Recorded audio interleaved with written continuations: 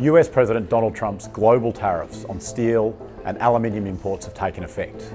And despite the Australian government's intense lobbying, we've not been granted an exemption. So how big a deal are these tariffs? Well, they're not huge yet. Australian steel and aluminium are only minor exports to the US. In 2023, together they represented only about 5% of the value of Australia's total exports in that country.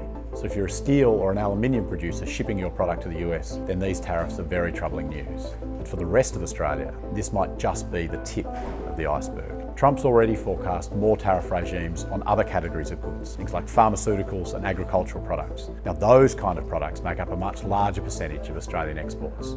Pharmaceuticals are about 8.5% and meat something like 20%. And Trump's threatened these goods could be levied at 25% or higher, which would further raise prices in the US and further impact Australian exports. But even more broadly still, the most significant impact to Australia could be the impact of Trump's so-called trade war becoming global. Already, China and Canada have hit back with retaliatory tariffs of their own, which is expected only to lead to further escalation. A global trade war would have a depressive impact on trade all around the world, far beyond the scope of Australian metals.